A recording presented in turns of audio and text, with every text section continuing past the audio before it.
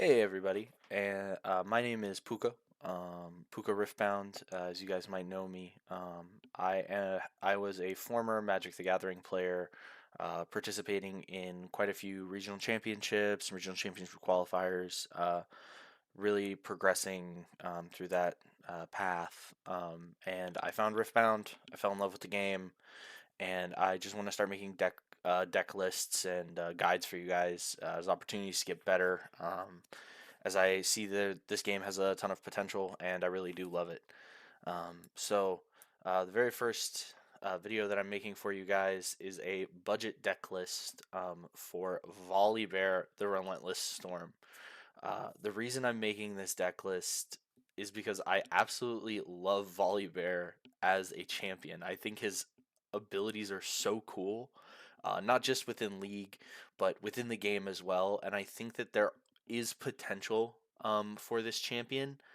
Just it needs time and more development, and I want people to see the potential that I see now, without cards like Dazzling Aurora or possible cards like that. So uh, this is a baseline deck list.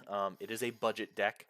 This deck shouldn't cost you more than around like $80 to build. Um, and the biggest expenses are going to come on just a few cards, and we're going to go over them. But first, we're going to start with the legend itself. Volibear the Relentless Storm. Your legend says whenever you play a mighty unit, you may exhaust it to channel one rune exhausted. And a mighty unit, obviously, is any unit with might 5 or greater. So what that really does is it kind of puts us in a direction where we want to play mighty units. We want to play units that impact the board and have very large effects. Alongside that, we want to ramp, right? So our chosen champion is Volibear Furious. We chose this one because, in all honesty, between the two, if you're not playing Aurora, this is the one that is most castable and most playable. If you are playing Aurora, the orange one playing it in the deck makes a lot of sense. But because we are Aurora-less Aurora, as this is a budget deck, um, we went with the red one just because realistically it's going to have the most impact if you do have to play it coming down on the board, hopefully wiping out a battlefield, and then being able to kind of like sit and hold it pretty well. So we're going to start with the units. Outside of our chosen champion, we are playing 3 Kiana. We will get into Kiana in just a little bit.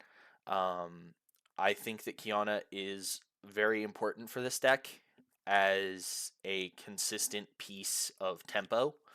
A lot of people probably look at Kiana and immediately go, "Why are you playing this in Volibear? It doesn't have 5 might." You're very correct. It has 4 might. The main thing, this deck needs time, right? When we start playing our haymakers and we're throwing right hook after right hook after right hook, um, our opponents will eventually fall to that. Like eventually we will connect and our opponents will go down. It really just, we really just need time. And Kiana helps fight for the early battlefields, puts pressure on our opponent. It's hard to remove because of deflect. And then in the late game, if it conquers, it gives us draw. In the early game, it ramps us. So I think it's a really important piece for the puzzle.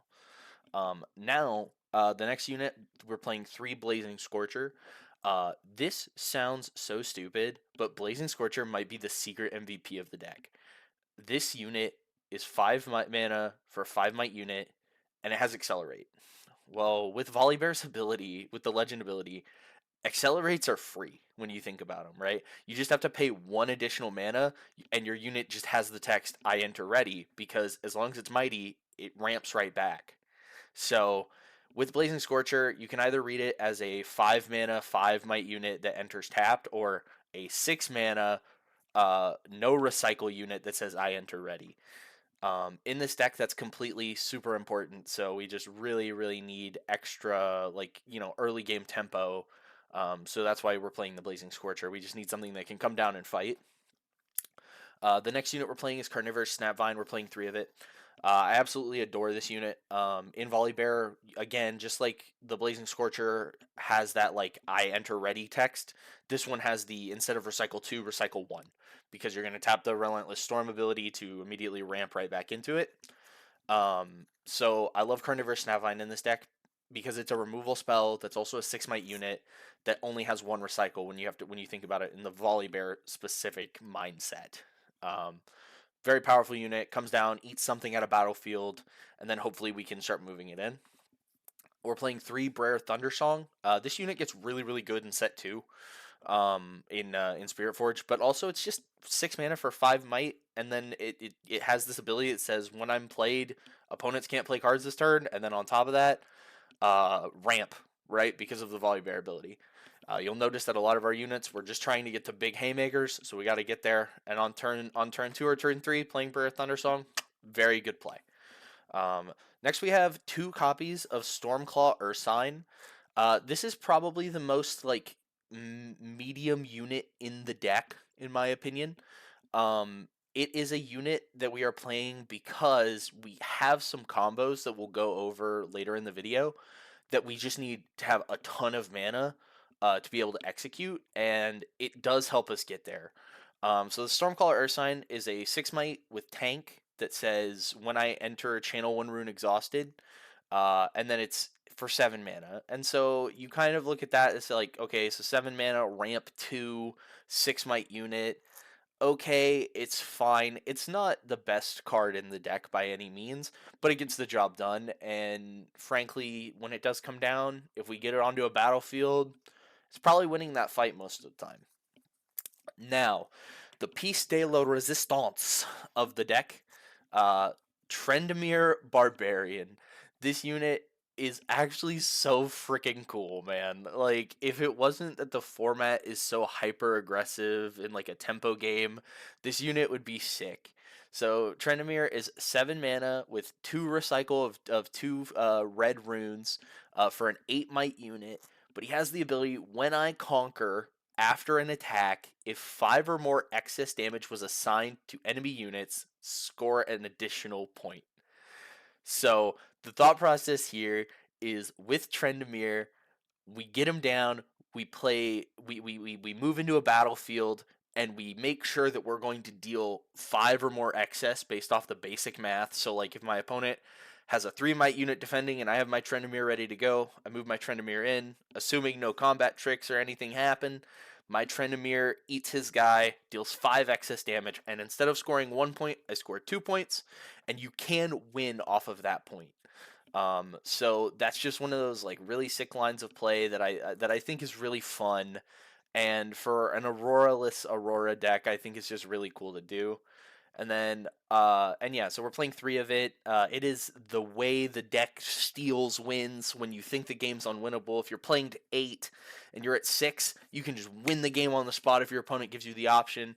If you're playing to 9 and you're at 7, same thing. It's a really cool card. It also helps us catch back up in games when we fall behind, so I love it. And then finally, for our units, we have 2 copies of Cadgrin the Infernal. He says when I am played, draw cards equal to the amount of mighty units you control.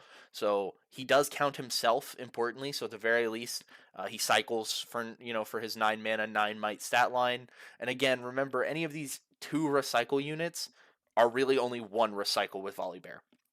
So at the end of the day, our units are big and strong. They come down, they hit hard. They don't hit very fast. This is not a fast deck by any means, and we'll kind of go over that with our removal suite along with our battlefield decisions. But you'll definitely see why we're very adamant about these big units as we go deeper into the spells. So the first spells I'm going to talk about are Mobilize and Catalyst of Aeons. Those 2 spells are the most important cards in the deck. We're playing 6 copies between the 2, 3 of each. They're the most important cards to see every game. You're looking to see at least one of them. In your mulligan, if you don't see one, you should mulligan 2 every time trying to find one.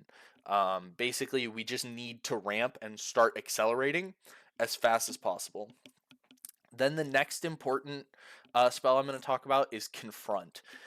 So we get up to 11 mana, right, with our wonderful, turn 3 or turn 4 Stormclaw Ursine ramping us to 9, and then we go to the next turn, we go to 11. We can play Confront and put anything into play ready to go. We're playing 2 copies of Confront. The main reason being the third copy is kind of awkward. There are times where it just doesn't do anything and it's just 2 mana like cycle, because it does say your units enter ready, draw a card, which we're always content to draw a card. That's always amazing. But at the end of the day, like, we want this card to like come down with a unit, put something into play, and then immediately move that unit in somewhere, right? Whether it be Trendemir being able for 9 mana to just whoop, get on the board and get going, or whether it be Carnivorous Snapvine, kill your thing, then move it to the other battlefield and kill that thing, right? That's the best line of play. Confront is one of the better cards in the deck, and it's something we're looking to see every game, but we don't want to see like more than one copy or 1 to 2. Like, we really like it at the 2 copy line. Then we have 2 copies of challenge. This is just removal for us, basically because our units are so big. Like, we should win every challenge we play unless there's a trick or something happens. We have 3 copies of Iron Ballista. This is an important card in the mulligan. If you see one, it's probably one of the cards you want to keep. But it is also matchup dependent, right? If you sit down and your opponent is also jamming Aurora or something where it's going to be a slower game, maybe you just forgo the Iron Ballistas, and you try to put them to the bottom of the deck. But against people like Kaisa and against people like Master Yi, against people where you're gonna have creatures like Poros that are coming out, like Victor. Oh, Iron Ballista is great into Victor. It just kind of like lets you buy time, and that's the most important thing with this deck. We're buying time. If we get to the point where we can start playing our haymakers, we will win. We just need to get to that point. Then we have 2 copies of Void Seeker. It's 4 damage to a unit at battlefield, draw a card. The red recycle is kind of rough, but we like the card draw, and 4 damage is a break point that's pretty important in the game right now. Kaisa's at 4. I've seen lists that play Incinerate. Incinerate being an entire mana extra and only dealing 3 damage makes it kind of awkward at times, to deal with the Kaisas to help us, like an Iron Ballista plus a Void Seeker kills a Darius, right? So you just have to think about it like that sometimes. Then we have 2 copies of Primal Strength. This is kind of in the deck because we want to really trigger the Trendemir ability, and sometimes we actually won't be able to without 7 extra might. Believe it or not, people, once they see Trendemirs in our list, they kind of play with that in mind, and they kind of do things that prevent us from doing the absurd scoring extra points and getting cheeky with it. And then our final spell, 3 copies of Sky Splitter. This is an action speed spell. It says it's 8 mana, recycle a red. Now, this card is reduced by the highest might among units you control. It deals 5 damage to a unit at a battlefield. So the reason we love this card so much is because Trendemir makes this card free, right? Trendemir makes it free. Snapvine makes it cost 2. Ursine makes it cost 2. Cad Gear makes it free, right? All of our units make it pretty cheap. Once it gets to 5 mana, or once it gets reduced by 5 might, and so it's down to 3 mana, it's extremely efficient. It's a card that we really love. Our Chosen Champion makes it free for the games where you actually end up playing your Chosen Champion. It is one of the best cards in the deck. We will be playing this into set 2. And it's just very powerful, and it does a lot of really, really good things for us. Going over the battlefields here, on the blind, our battlefield is Aspirant's Climb. The reason we like Aspirant's Climb over some other battlefields, like I said, we want to play a long game. And into game 1, going to 9 points can really throw off the tempo of the game for a lot of people, and it buys us a little bit more time. On the play, we are currently choosing to play the Star-Tipped Peak. In set 2, we will likely switch to the Paper Tree because it doesn't matter if our opponent ramps; we just want to ramp. But Star-Tipped Peak basically says whenever you hold here, you channel 1 rune exhausted. And the main goal here is we just want to get to as many runes as possible as fast as possible. So if we can get a Blazing Scorcher down on like turn 2 or turn 3, come in and then hold, we get an extra rune, and that's pretty important. And then our final battlefield, this is our on the draw battlefield. is Obelisk of Power. It's just going to help us be able to potentially play a turn 1 Catalyst of Aeons. And we really don't care if our opponent starts with 2 or 3 runes. You know, we don't care if our opponent has runes. We care if we have runes. So that's the primary thing with this deck. You know, you want to ramp, you want to play your bombs, you want to have fun. You know, like I said, this is a budget brew. There is no Aurora in this deck.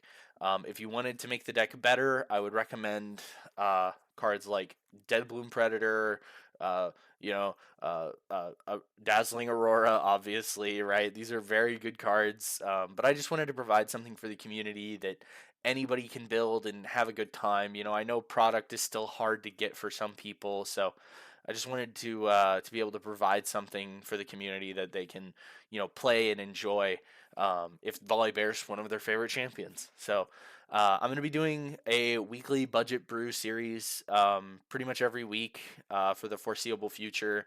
I'll be coming up with one brew probably a week, maybe two, depending on how much time I have, and I'll be posting them. So I want to thank you guys for watching. I appreciate every single one of your views. If you guys have any recommendations or comments about how I can make these videos better, please let me know. I just want to provide something to the community and do the best I can. So if you guys have any questions or anything, feel free, let me know in the comments. I'd be happy to give some advice and see if I can provide any insight. Uh, but again, thank you so much for watching. Please feel free to like, comment, and subscribe, and I'll see you guys next week with another brew. Have a good one.